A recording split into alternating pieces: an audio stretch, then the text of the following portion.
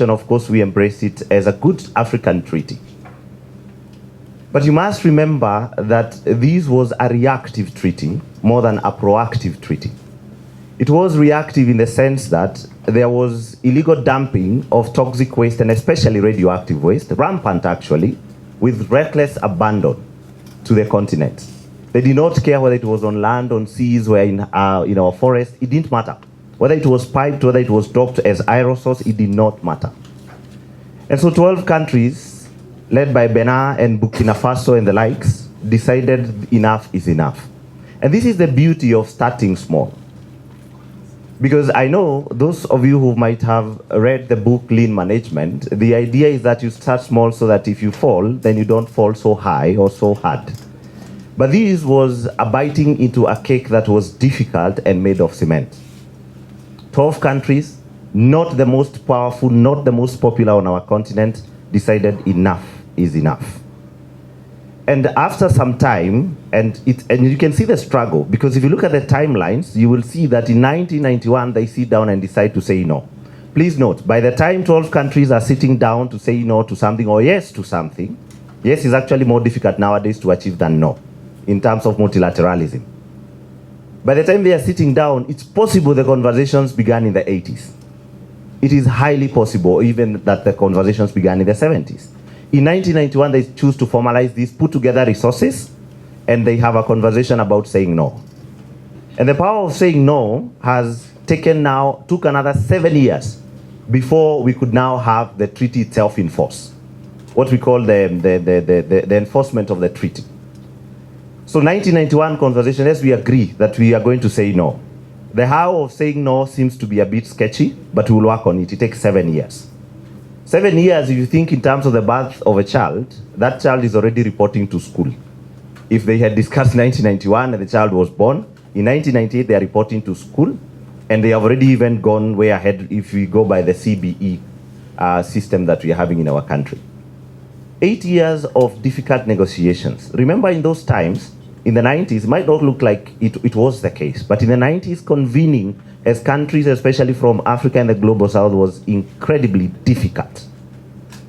There was a belief, and you would remember countries like South Africa still did not have independence. There was a belief that actually Africa cannot govern itself. There was a belief that we are being called to the UN so that we can fill up and check boxes, tick boxes, We have all the countries in the world now as members of the UN, and so we need to give them piecemeal, peanuts and throw things around so that they can still show up when we need them too. But if you look at that era, it was also an era of immense conflict, but these people managed to sit together. Now, the tragedy and the benefit of our times is that now 35 countries have signed to the treaty. But how many countries are in Africa?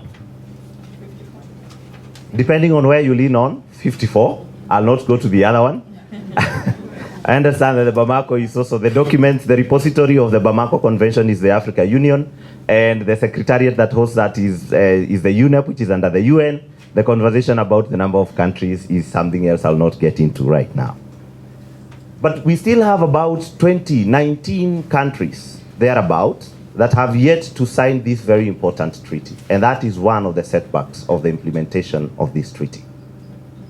Number two is that 35 of the 35 that have already signed have not made the deposit of the documents.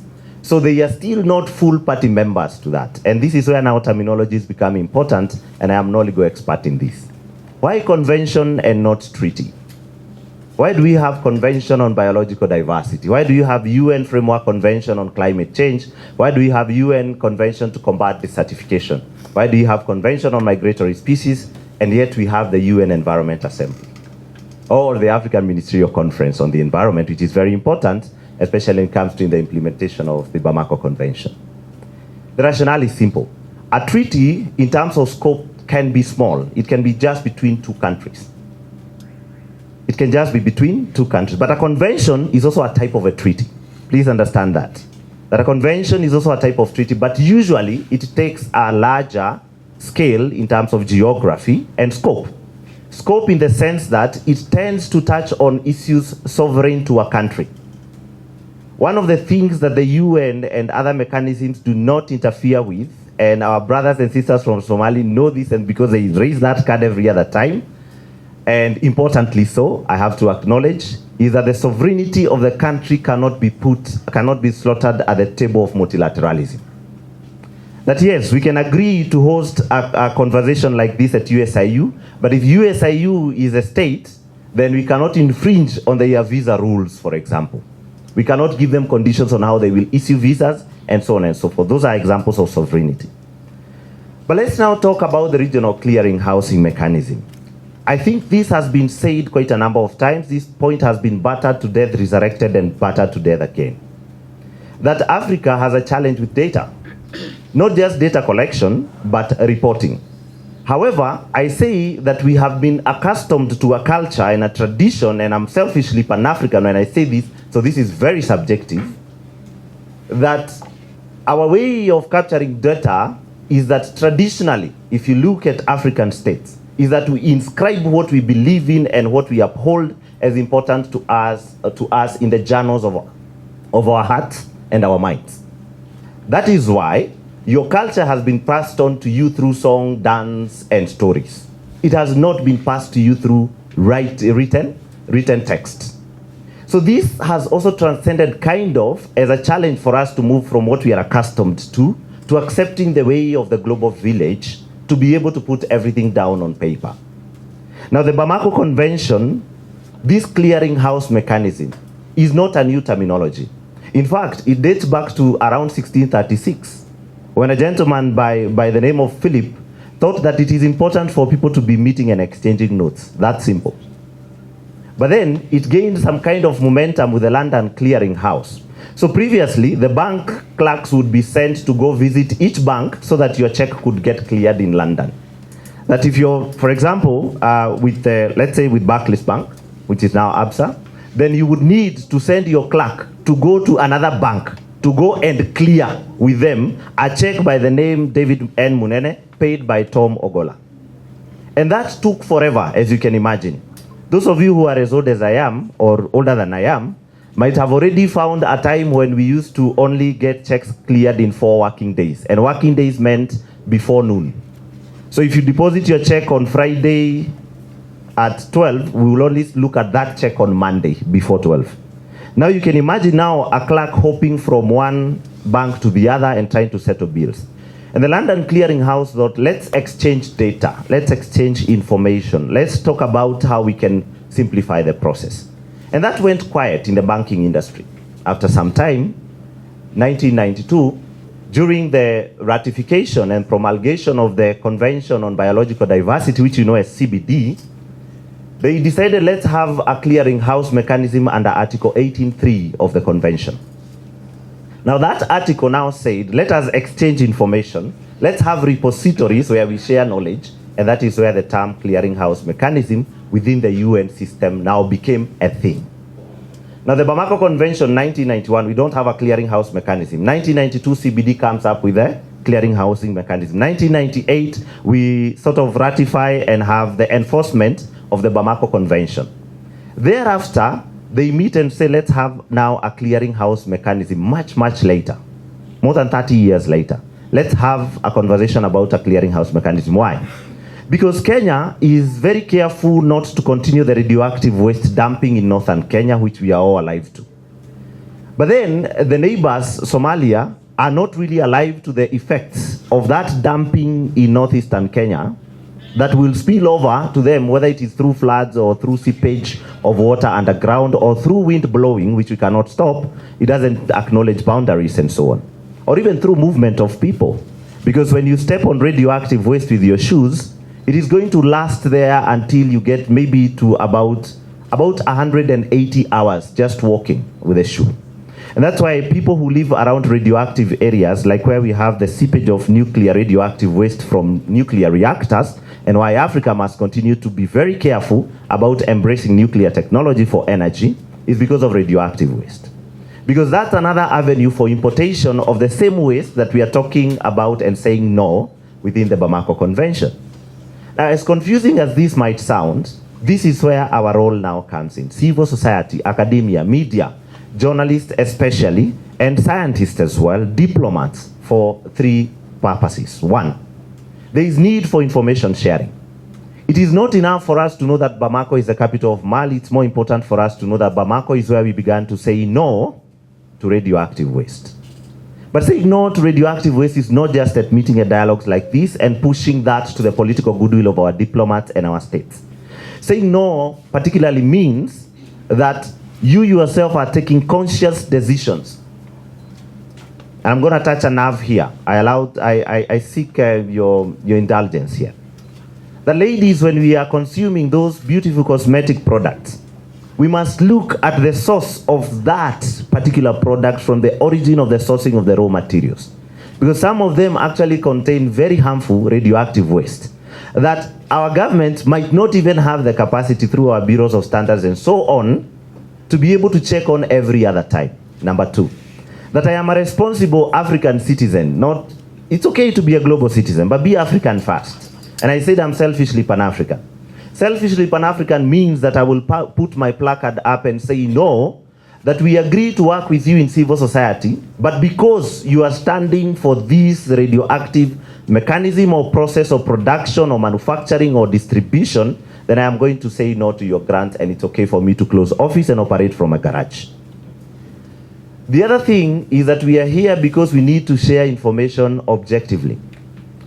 I'd like to pay homage to the journalists that are here. I had 2 award-winning journalists. I'll be curious to know about the awards later. But also to know that the intersection here is that we are required to share information as Africans from an African perspective for the purposes of Africa. That does not mean loss of objectivity. It means heightened objectivity for Africa. It means information sharing and consumption that is made by Africans for Africans. It means also debunking myths. Because we have had myths that, pull us together in corners that we cannot be able to pull ourselves out of. I get very excited when I talk about Africa. I'll need somebody to time me. The other thing is that our students cannot wait to be graduate students to conduct research. It is too late. We cannot wait for them to be graduate students for them to conduct research. Let them conduct basic questionnaire research. Let them just do quantitative alone, and let them not even do it at inferential level. Let them do it at descriptive level alone. These people have been born and raised in cultures where they make decisions based on data. Your mother leaves the household and tells you, when I come back, please make sure you have burnt the baby. You decipher that information and you've been told, if I don't find that baby alive, then you know that you will be burnt, but the baby will be alive. And you have kept babies alive, babies that you did not bore. So let us not limit the capacity of our people based on paper. There are young people who are doing incredible innovations, and I will take an information sharing platform by Green Growth Hub, which is an organization based in Nigeria and operating in several countries in Africa. Check out Green Growth DigiHub and see what young people have decided to do by mixing media and collection of data. That you can be able now to log in what you're doing, and then it will be seen by partners, it will be seen by several civil society actors, and it will also be seen by representations of the UNEP and so on. Lastly, it is beautiful for us to be able to establish new platforms that will address this and that. But I think incredibly, in my short life and short experience in multilateralism, what I have found working best for Africa is not the establishment of new platforms. It is the strengthening of existing ones. Because when we establish new ones that have got redundancy and repetition of exactly what is happening in another, we are competing for resources, we are competing for attention, we are competing for staffing, knowledge, and repository sharing as well. Because at one point you'll get to say that I have done so much in this, I think I should own this information. Lastly, let's talk about information sharing. If information sharing is going to happen, there has got to be that given consent of liberalization of information sharing in Africa. That it's okay for us to get to a point where we can say that the domains within Africa, and not the .coms and not the .net and not the .orgs, that Africa can have its own domain, .af or whatever we would like to call it, where we say that when you share information on this repository, anybody on that domain has free access to that information. I understand that at times we need to have reports, for example, that are made for sale and commercial purposes. But the most important thing is that we must not forget that a report that is very well done that has not been consumed is as good as not done. It's good to document, it's good to report, it's good to share. Now, in this very room, we have no less than 40 people sitting. If by the end of this conversation, then we have agreed that there is a politician here with good political will, I heard of our future representative to the UN. By the time that future is coming, you have already taken it up now. I heard of award-winning journalists. I heard of representation from UNEP. I heard of Dr. Quinn, who can shape our language in the way that it's supposed to be communicated. I heard of Professor Serede, who can help us to be able to put that in media context in anime, as he says, and Goku and Haryaku can also become something else. I'm a father of teenagers, so I know these things. That we can get we can get Tim to help us capture very good moments in our conversations, but also to share those stories out there. It is not always our prerogative to be able to stand on the sidelines and point fingers. That era has passed. It is good for us to organize marches and campaigns, but what I have seen working is to get into the system and change it from the inside. If you want to eat up David proper, and please don't do it, you have to be swallowed by David. Then you can eat him from the intestines out. But if you keep on shouting at me, it is very easy for 1,000 people to be shouting out there against what we are doing here, and we can choose to ignore them. Is it not so? And that is what now exactly is happening if we continue pointing fingers. The importance of us engaging with one very important conference, the only conference in the world of that kind, the African Ministerial Conference on the Environment. How many of us in this room have heard of the AMSEN before? Heard of it? AMSEN. How many of us have participated in at least one session of the AMSEN? Our international relations students, I invite you now, that the UNEP is about 30 shillings here, or 200 shillings by Uber, 220, and you have an avenue where you can access and come replace some of us. I have been eager to be replaced in the position that I am holding for the last about 6 years. Tess is my witness. And this can only be done if there is a Nathan who comes in, if there is a Yusuf that comes in, if there is a Fatma that comes in, and we help the roads that we have been able to pave. We show them that this is the road that you can take. And imagine what you have been able to do without mentorship. What could you do with mentorship? What could you do? What could you achieve? We have had recently the UN Environment Assembly, the 7th session, happening in Nairobi. It is possible that our international relations students might not have participated. It's not their fault. They do not know about the UNEA. But now, log in right now to UNEP and search to Google and search for UNEP CYMG, Children and Youth Major Group. Or talk to Tess about the Women Major Group.